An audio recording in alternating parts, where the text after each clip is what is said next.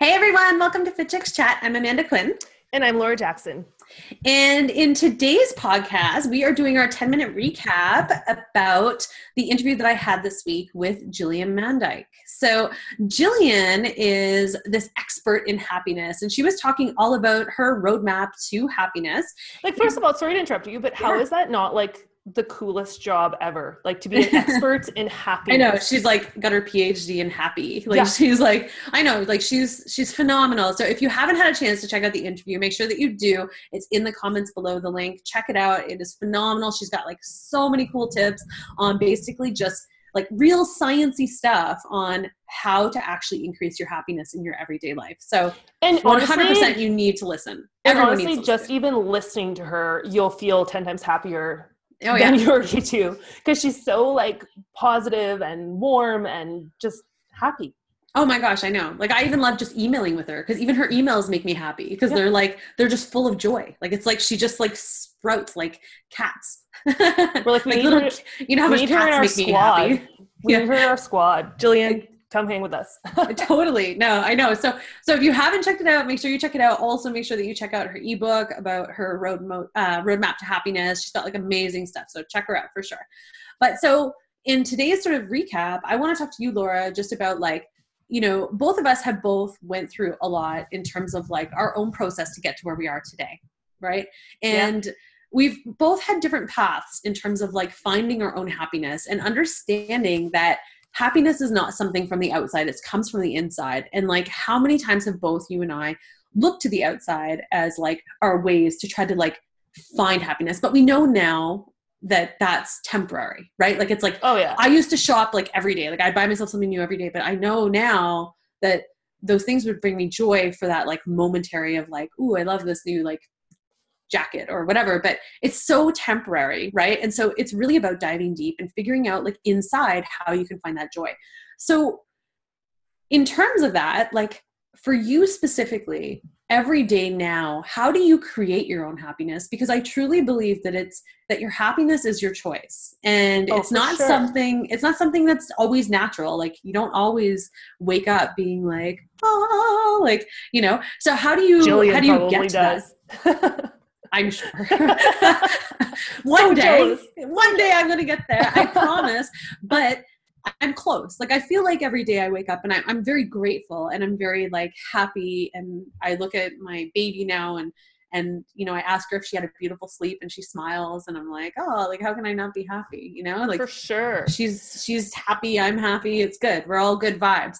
But at the same time, there's days that it just doesn't happen. So what are like the three things that you do daily to create your own happiness? Well, I want to start off by saying I'm not always happy.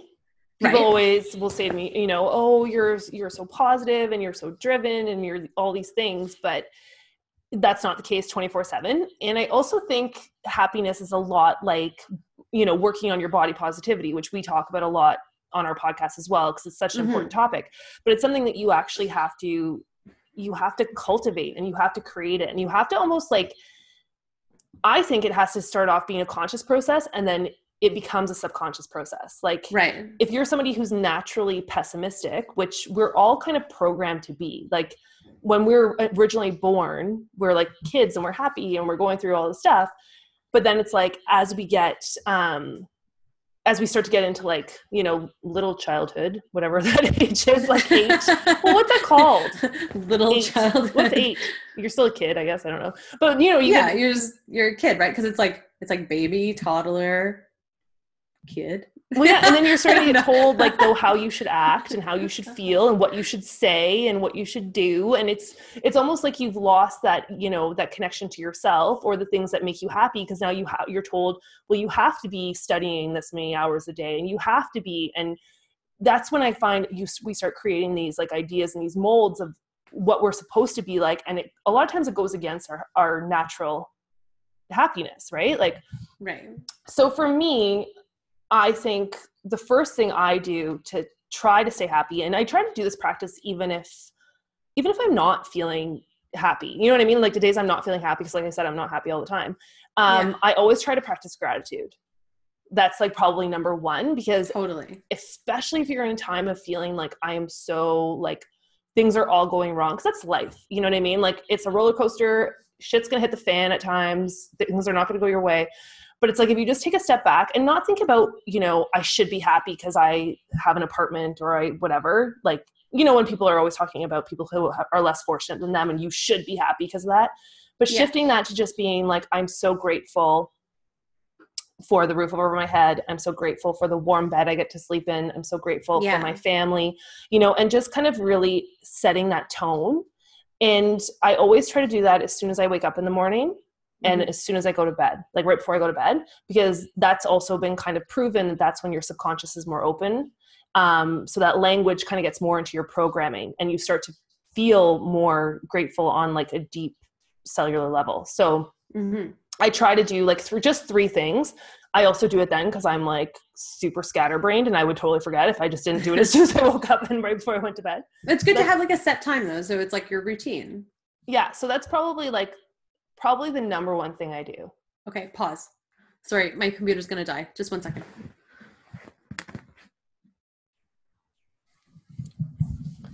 Yeah, so that's probably my number one thing that I do. Okay. My number 2 thing is I always make sure I get my workouts in. And this is something that movement for me is like huge when it comes to making sure, like, I don't feel like myself if I don't, and it's not just saying like, oh, I'm going to the gym and doing my weight training or whatever it is that I'm doing at that time based on my goals. But I need to make sure that I get movement in every day, whether it be a walk, whether it be my workout, whether it be like, I was about to say whether it be yoga, like, you know, that's a total lie. I never do yoga. I keep me and my faker yoga. I'm do it, but I don't do it. So it's okay. I don't judge you. It's just I can't believe I almost just totally lied to you. I was like, just don't lie. I never do yoga. So yeah, but I try to make sure like whatever it is, I get movement in every day. So that's something that's key for me, for my happiness, because it physically makes me feel good and then it mentally clears my mind. So I try to relieve as much stress. And then the third thing I do is I try to make sure that I'm always surrounding myself with people that are really in line with what I stand for and what I believe in. So over the last few years, it sounds pretty, no, I shouldn't say it sounds pretty bad, but I've really kind of narrowed down, and not even by like intentionally been like, I'm not hanging out with these people anymore, but my circle has gotten a lot smaller, and the time that I spend with people, it has become more precious because obviously everyone's getting busier. People have kids now, you know what I mean? Like, so I'm very, I really try to make sure that I'm spending time with people that I love and that make me happy, and that I make a conscious effort to spend time with those people, tell them I love them, tell them I appreciate them. And then I don't like to say weed out the people who I don't want to spend time with, but just really focus on the people that do make me happy. Right. No, and those are great tips. I mean, mine are similar in the sense, like, my 3 things that I do every day is move, of course. Like, movement for me is like, it's key. It's like, I know that it makes me a better person. It makes me a better mom. It makes me a better partner. It makes me more focused. It's like, if I don't do it, I feel like I've got a different energy about me. So for me, it's like key. And it's proven, right? Like, it increases your endorphins. So it's like, it's like, and your like serotonin, science. like your serotonin levels, your dopamine, like everything all your happiness chemicals in your body. Like, I can't remember what the actual stat was. I read it not long ago, but it was saying like the amount of like how the percentage of how much you could probably get off of certain medications if you were just exercising for 20 minutes a day, because the exercise was having the same effect in the body as these pills were. I can't remember what pills were, but they were like essentially like an antidepressant or like, I read that too. Anti-anxiety. Totally. Yeah. So definitely movement for me is like key for my happiness. The second thing for me now being a mom, is that I actually take my morning as soon as Mads wakes up, I spend at least an hour with her.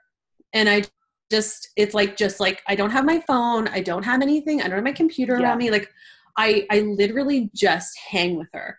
We hang out, I feed her, we talk. Well, she doesn't talk. I talk to her. She yells just smiles at me and coos at you. No, now she yells. Now she's like now she's a little screamer, but she doesn't like cry or yell like that. She's just finding her voice. But so it's like, we just hang out and I play with her and I'm trying to teach her things and talk to her, you know, and so it's such an important part of my joy because it makes me so happy to just be connected to her. So that's and being like present, like you're in that moment with her and you never get that moment back, you know? No, like for sure. And it's funny because it's like, it's the one thing that I'm so happy I do, that I disconnect from everything and I spend it. Like I don't answer emails. I don't do anything during that time because I know that it's like, other times during the day, if I'm feeding her, sometimes I'll literally be on a conference call feeding her, you know, and like, because the day gets busier as it gets along. But in the morning, I take that time to really like it sort of sets my day for what it is. And like I said, like every morning, the first thing I ask her is if she had a beautiful sleep. And she always smiles at me. And it's like, it's the cutest thing in the world. So cute. Yeah, thank you. But she's so happy and so joyful. So it like makes me so happy. So those are like the two things. And then the third thing that I do is I actually just really do like a mental check with myself. And this is new. And this is something that I'm really happy I started doing. So it's actually like, I noticed that I was starting to get to a place, and I don't know if it was just like exhaustion, stress, everything that's happening in life, like everything is so busy, right? And I felt like I was starting to become a person that I didn't want to be. I was starting to become like grumpy, and I was starting to become like more like negative in some ways and things like that. And I was like, man, that's totally not like the vibe I want. Like, that's not the life I want. That's not the person I want to be present in this life. So I make a conscious decision every single day when I wake up. I'm grateful for everything that I have. So I do the gratitude thing as well. But then I also remind myself of the person that I want to be and the life that I want to live. So I actually make this like mental sort of conversation with myself to say like, okay, like today, like every single day, I want to live with joy. I want to be happy. I want my conversations with my husband to be like exciting and happy and not be like naggy and negative. And ever since I've been doing that, it's like everything else has shifted so much, because it's like my relationship with my husband is so much easier. It's so much happier. Every conversation I have with like, whether it be with clients or whether it be with like, you know, other business partners, et cetera, are all like really happy. And I surround myself with that sort of mindset constantly. And so that's been a massive change though for me. And I think that it's one thing that a lot of people don't do, is like really kind of remind themselves like, okay, so you can wake up and you can spend your day being like, oh, this sucks and that sucks and this sucks. Or you could be like, okay, like I really want my life to be a super happy life. So every single day I'm going to like remind myself of that. And then therefore you start focusing on all the positive things. Well, and I totally agree with that, because I think it's like literally, and I don't know if it comes to a bit with getting older, like there's things that I wish. Are you calling me old? No, spring chicken. But there's things that I wish, like now, you know what I mean? We're in our later 30s. Like, when did that happen? But it's like, you kind of get to, I just wish when I was younger that I knew the things that I know now. And I know that comes with age and it comes with experience and it comes with, but it's like, I would always live my life 20 steps ahead of myself. And I still am someone who am always like, I got to pull myself back because I'm thinking 20 steps ahead. But when you're not present, when you're worrying about the future, so like more depression is thinking about the past and anxiety is worrying about the future. And I've always dealt with anxiety. But when you're living always 2 to 20 steps ahead, you never have a chance to even just take in or celebrate the things that you have in the moment. And it will rob you of your happiness. Like, I know even like throughout our careers with Fit Chicks, there's been so many times that I wish I could go back, and instead of being like, oh my God, we were on Dragon's Den, like next, what's going to happen now? Or like, we did the shopping channel next, or we had the biggest women's boot camp in Canada next, or we launched an amazing online school and we're certifying hundreds of women from all over the world and helping them create amazing careers and lives. Instead of just being like, checked it off the list, now what? Being like, holy crap, like we just did something that we should have celebrated it. Yeah, we're two girls who, you know, we've been best friends since we were 14. We started this business from our living room, much like we're talking right now, even though you're not in your living room, but you know what I mean? Like, and just pressing pause and just being like, let's just really enjoy this moment and celebrate it instead of just going again 20 steps forward. And I think it's so huge great. because I think it's like we're accustomed now. There's this super push on like grind harder, hustle harder, get shit done. Like this, especially in the entrepreneurial world, everyone wants to be an entrepreneur now. And I always fantastic. Which is fantastic. It's not for everybody though. You know, like that's what I love. And I know we're kind of going off topic here, but like with Gary V, like if anyone knows who Gary V is, we love Gary. Yeah, he's essentially an amazing entrepreneur and he's got a lot of really good insight into what it's like. But he talks a lot about how like it literally is not for everybody because you got to put your heart, your soul, a lot of sacrifice, a lot of things go on hold. And to find your joy while you're doing all that is like, it's hard. So I think it's really important, like you were saying, do that mental check. Like what kind of life do you want? If you want to hustle harder, if that makes you truly happy, then do that. If you're somebody who you know that having the lowest amount of stress possible in your life makes you happy, create that zone. But don't go into everything thinking the next thing on the list or like, you know, things will get better if this happens. Like it's the choice that you make. You've got to create that. For sure. No, I totally agree with you. I think, and I do think that in today's day, there's more of that pressure of like hustle harder, work harder. Like I still even think about like people, not even just entrepreneurs, but even people that work for like agencies or like work, like, you know, lawyers, jobs, etc. Yeah. Where it's almost like this badge of honor to be like, oh, well, I was at the office for 18 hours straight and stuff. Yeah. And I'm like, man, like I would be sad. Like that wouldn't, that would never for me feel like a badge of honor. It would almost feel like, I'm like, oh, like, there's so many other things that bring me joy too, unless my job was like so joyful. But generally speaking, it's like you want to have a balance of the two, right? So that's why I do take that hour in the morning to spend it with Mads and hang out with her. And then I get into my work mode and I get my workout done before I even get into work mode. Like everything that is a priority to me happens and then work happens. You know what I mean? And it's like, but that's how I position my life to be that way. And that's how you created really your life, you know, totally. Like again, back to the choice, like you created this life for yourself. No one did it for you. No one, you know what I mean? Like no one made at the very beginning for us, no one made us get out of bed and turn our computers and post till 2 a.m. and do all these things. You know what I mean? Like that's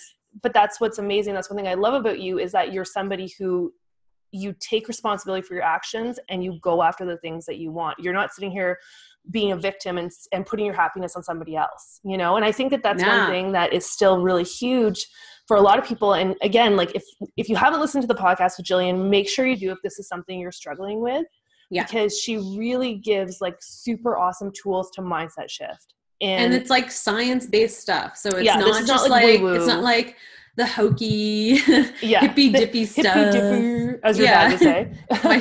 my dad always calling me the hippy dippy, but it's true. It's all stuff that's science-based. It's all stuff that's like, this is real stuff that you can apply today. So check it out if you haven't already. We're going to wrap this up for today. But yeah, and also if you are interested in, you know, creating that entrepreneur life or creating, you know, your own life that you see, you visualize, and you see this like different sort of life because you don't feel that joy and you don't feel that happiness, and you want to get into something where you're passionate and you want to join us, check out fitchicksacademy.com, and where we have our fitness and nutrition expert program, our natural weight loss coach program. Both of those amazing opportunities for you to be able to follow your passion, create the life that you choose, create the healthy sort of life that you choose, as well as create possibly the business that you want. And then, of course, comment in the section below if you have any other tips or ideas of how you create your own happiness, as well as if you have any suggestions of any future topics that you'd love to hear us chat about. We would love to hear from you as always. Thank you so much for listening, and we will see you again soon. Have a great day. Bye. Bye, everybody.